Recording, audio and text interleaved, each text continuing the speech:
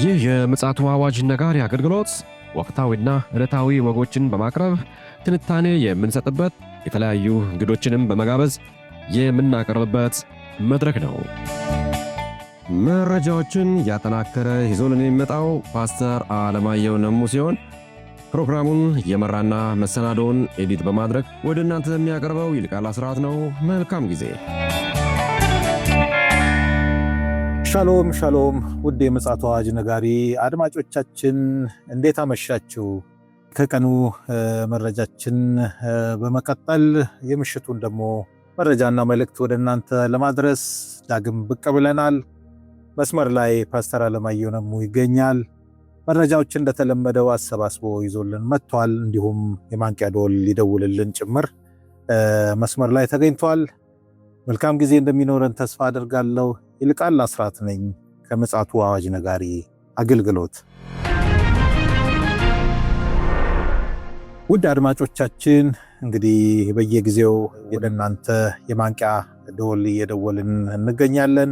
የዓለማችን ወቅታዊ ክስተቶች፣ አሁናዊ የሆኑ ምልክቶች ትንቢታዊ ምላሽ እያገኙ ስለሆነ መጽሐፍ ቅዱስም የተናገረው በሙሉ በፍጻሜ እየተደመደመ ስለሆነ እኛ በየትኛው አቅጣጫ ላይ እንዳለን ራሳችንን እንድንገመግም የሚያደርጉ መረጃዎችን ወደ እናንተ እያቀረብን እንገኛለን።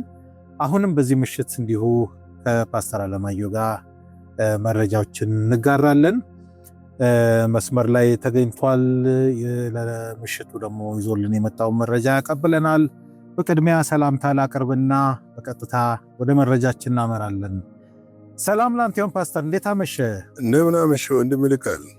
እግዚአብሔር ይመስገን። ቀን ላይ እንዲሁ አንድ መረጃም አቀብለን ነበር። በጣም ጥሩ የማንቂያ ደወል መረጃ ነው። ምናልባት ያመለጣቸው ወገኖች ካሉ ቻናላችን ላይ ገባ ብላችሁ ማድመጥ ትችላላችሁ። አሁን ግን ለዚህ ምሽት ያለውን መረጃ እንጋራለን። እስኪ ምን ይሆን ዘሞ ዛሬ ለዚህ ምሽት ይዘህልን የመጣኸው? በዚህ ምሽት ይዤ የመጣሁት እዛው መካከለኛ ምስራቅ በእስራኤልና በሐማስ መካከል አንደኛ ዙር ስምምነት ተፈርሞ ያው እንግዲህ የተኩስ አቁም ስምምነት እንደተደረገ ይታወቃል።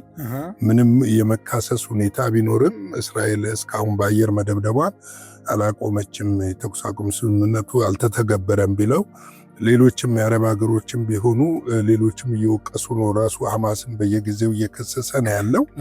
ይሁን እንጂ ይህንን የሰላም ስምምነት እስከ መጨረሻው ለመግፋትና ከግብ ለማድረስ የሚያስፈልጉ ነገሮችን እንደገና ለመነጋገር ሁለተኛ ዙር ውይይት የግብፅ የውጭ ጉዳይ ሚኒስትር በድሪ እንዲሁም ደግሞ የኢራን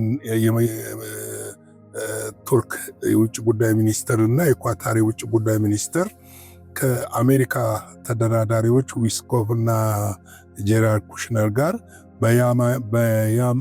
በማያሚ ተገናኝተው ይወያያሉ። አሜሪካ ፍሎሪዳ ማያሚ ተገናኝተው ይወያያሉ ተብሎ ይጠበቃል። ይሄ ባለበት ሁኔታ ግን የአሜሪካ የውጭ ጉዳይ ሚኒስትር በዛ በቀጠናው ላይ ለሚያስፈልገው የሰላም አስከባሪ ሰራዊት አገሮችን እያነጋገሩ ይገኛሉ። ከነዚህም አገሮች በጣም ሰርፕራይዝ የሚያደርግ ነው፣ ያስደንቅ ነው። ኢትዮጵያ በዋናነት የአሜሪካ የውጭ ጉዳይ ሚኒስትር ማርኮ ሩቢዮ የኢትዮጵያን ጠቅላይ ሚኒስትር እንዳነጋገሩ የእስራኤል መገናኛ ብዙሃን እስራኤል ታይምስ የሚባለው ዜና ማሰራጫ አውታር ዘግቧል። እንግዲህ ዜና ማሰራጫ አውታሩ የዘገበው ሁለት የአውሮፓ ዲፕሎማት ጉዳዩን ገልጸውልኛል ብሎ ነው የዘገበው። እንግዲህ ኢትዮጵያ እስካሁን ምላሽ ትስጥ አትስጥ የሚታወቅ የለም። ነገር ግን ስለ ኢትዮጵያ እስቲ ስለ ሀገራችን መለስ ብለን ስናይ በዚህ የሰላም ማስከበር ስራና በተለይም ደግሞ ከአሜሪካ ጋር አጋር ሆና በመስራት ጥሩ ልምድ ያላት ሀገር ነች። ማለትም በደቡብ ኮሪያ በነበረው ዘመቻ የኮሪያ ዘማቾች በሚባል የሚታወቅ ዘመቻ አለ። የኢትዮጵያ አፄ ኃይለ ሥላሴ ጊዜ የመከላከያ ሰራዊት እዛ ዘምቷል። እንደገና ደግሞ በኮንጎ እንደዘመተ እናውቃለን በዚሁ በአፄ ኃይለ ሥላሴ ጊዜ። ከሳቸው በኋላ ደግሞ በሩዋንዳ፣ በቡሩንዲ፣ በሱዳን፣ በሶማሊያ በእነዚህ በኩል የሰላም አስከባሪ በመሆን ጥሩ ልምድም አካብቷል። አመርቂ ውጤትም አምጥቷል። እንግዲህ የኢትዮጵያ ሰራዊት በእርግጥ ጀኒውንሊ መናገር ይቻላል እኔም ያው የተወሰኑ አመታቶች 10 ምናምን አመታት በመከላከያ ውስጥ ነበርኩኝ ያው በደርግ ጊዜ እና ምንድነው እዛ አንድ የምረዳው ነገር ጀኒውን የሆነ ሰራዊት ነው። ህግን የሚያከብር የሚታዘዝ ታማኝ የሆነና አንድን ነገር እንዴት መፈጸም እንደሚያውቅ የሚችል ሰራዊት እንደሆነ አውቃለሁ።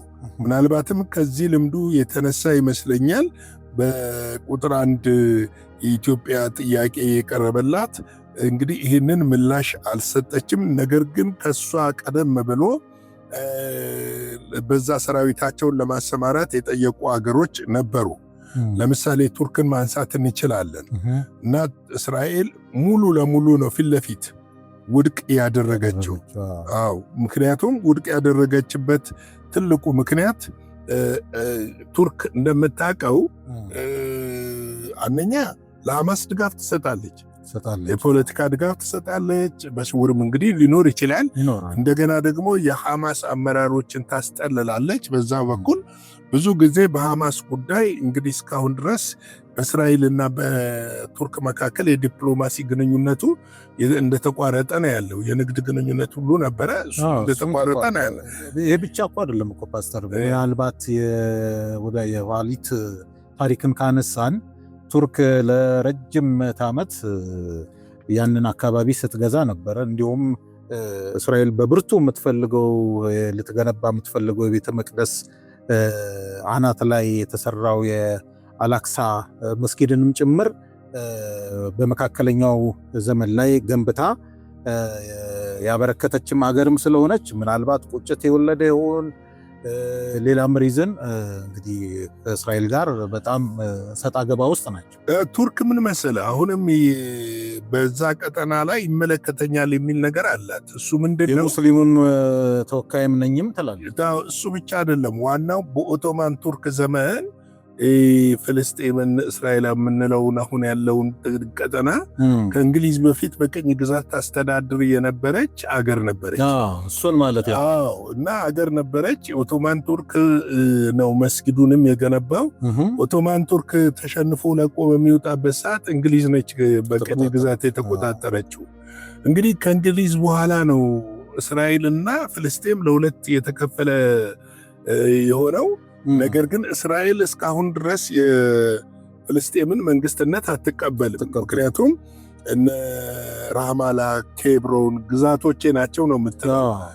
ከዚህ በፊት ናትናሁ ያወጡትን ካርታ ምክንያት አድርገን አቅርበናል። ታስታውስ ከሆነ አቅርበናል። ያንን ያቀረብንበት ትልቁ ምክንያት ደግሞ ምንድን ነው?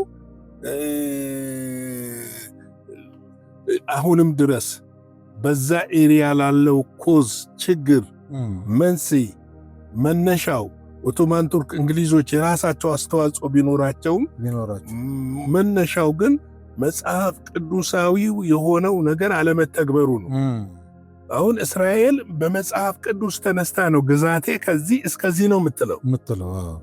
ሲናን በረሃ ይጠቀልላል፣ ከሳውዲ ትንሽ ይወስዳል፣ ከሶሪያ ይወስዳል እስከ ደማስቆ መቃረቢያ ድረስ እና አሜሪካ እቅድ እዛ ጋር የሚገነባው ነገር ወይም ደግሞ ሊገነባው ያሰቡት ኒው ሲቲ ለመገንባት ከፍተኛ ወታደር ያስፈልጋል፣ ሰላም የሚያስከብር ነገር ግን ሰላምን ማስከበር ደግሞ ሐማስ ትጥቅ መፍታት አለበት።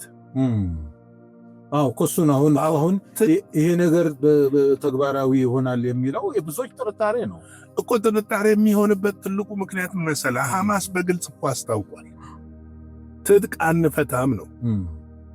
በአስተዳደር ውስጥ እንሳተፋለን ነው።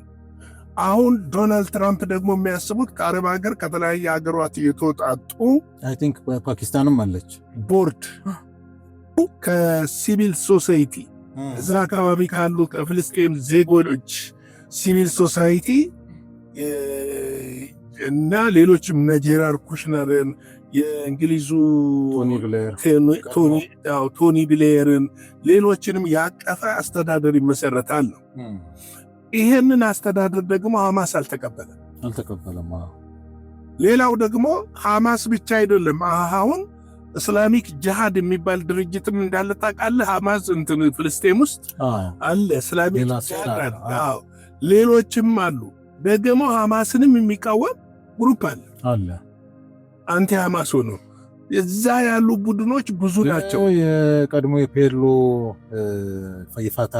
የፋታ ሱራ ማላ ነው አለ እና እነዚህን ነገሮች ቋጠሮ ለመፍታት እግዚአብሔር ካልሆነ ብቻ በስተቀር አሁን ባለው የዓለም የፖለቲካ አካሄድ ይህንን ቋጠሮ መፍታት ይቻላል ማለት አይቻልም።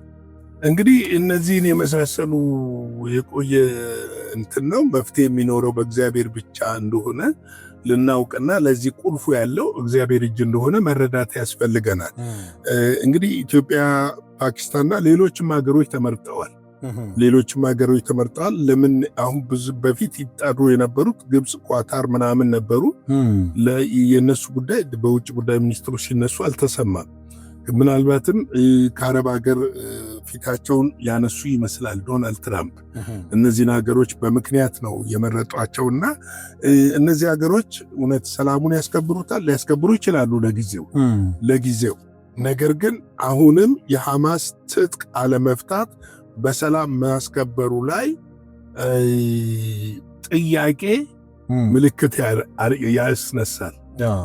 ምክንያቱም አሁን ፓኪስታን ተቀብላለች ጥሪውን። ግን የፓኪስታን እኛ መቀበል ብቻ አይደለም እሷም ራሷ ፍላጎት አሳይታለች እና ስለዚህ ይሄ ጉዳይ ወደፊት ደግሞ ሰፋ አድርገን የምንመጣበት ነው። በቅርቡ ውይይት አለ። ያ ውይይት የሚያመጣው ለውጥ ይኖራል ብለን እናስባለን። ነገር ግን ምን ያህል መካከለኛው ምስራቅ እየተወሳሰበ እንደመጣና ሰዓቱ ምን ያህል እንደቀረበ የፈጠነ የጌታ ምጽአት ወደች እንደሆነ አሁን ይሄ ሁሉ ትግል ምንድነው? እዛ ጋር መቅደሱን ለመስራት ነው። መቅደሱን ለመገንባት ነው። ያንን መቅደስ አለቀ ማለት ቤተ ክርስቲያን ምድር ላይ የለችም። እውነት ነው። ይሄንን ልናውቅ ያስፈልጋል፣ ልንዘጋጅ ያስፈልጋል። የጌታ ጸጋ ሰላም ከእናንተ ጋር ይሁን። በነገው ደግሞ የቀንና የምሽት ፕሮግራማችን እንገናኛለን።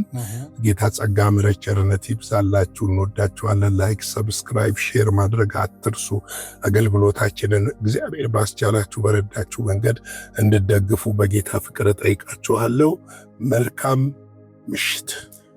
እግዚአብሔር አብዝቶ ይባርክ ፓስተር። በተለይ እንግዲህ ልታጎላው የፈለግከው ነገር የመጨረሻው ዘመን በቅርብ እንደሚሆን አመላካች የሆነ ክስተት ነው። እንግዲህ እኔ በግሌ የምወስደው እኛ ያው ለማጉላት የምንፈልገው በዓለማችን ላይ እየተከናወኑ ያሉትን ክስተቶች ሳይሆን ከክስተቱ በኋላ ሊከሰት ያለውን ትልቁን ዓላማ ነው እንግዲህ ወደ እናንተ በየዕለቱ ይዘን የምንመጣው። ይህም ዓላማ ደግሞ የጌታ ኢየሱስ ክርስቶስ ዳግም መምጣት ስለሆነ እንግዲህ ያው እንደሰማችሁት በቀኑም በዚህም በሽትም የሰማነው መረጃ ምን ያህል ቅርብ እንደሆነ የሚያመላክት ስለሆነ በጥቅሉ እንዘጋጅ። ሁልጊዜ መጽሐፍ ቅዱስ እንደሚለን መቅረዞቻችሁ በዘይት ይሞሉ ስለሚል በዘይት እየሞላን ዝግጁ እንድንሆን እንግዲህ ምክራችንን እንለግሳለን። ውድ አድማጮቻችን እንግዲህ ለዛሬ ሰኞ ምሽት ይዘን የመጣነው መረጃ ይህንን የመሰለ ነው። እግዚአብሔር ፈቃድ ከሆነ ደግሞ በነገው ዕለት እንዲሁ አዳዲስ መረጃዎች ወደ እናንተ የምንመጣ ይሆናል። እስከዚያው ድረስ ሻሎም። ለዛሬ ይዘን የመጣነው ወቅታዊ መረጃ ይህንን ይመስል ነበረ። በሌላ ጊዜ በሌላ መሰናዶ እስከምንገናኝ ሰላም ለእናንተ ይሁን።